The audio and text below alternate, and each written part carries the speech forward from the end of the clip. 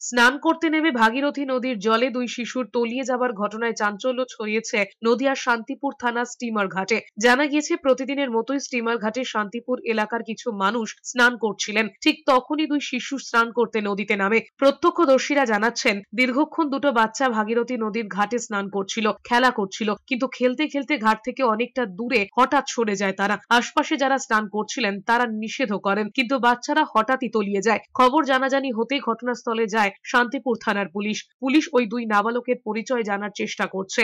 ডুবুরি নামিয়ে চলছে তল্লাশি। তাদের বাড়ি কোথায় বা তাদের পরিচয় জানা যায়নি।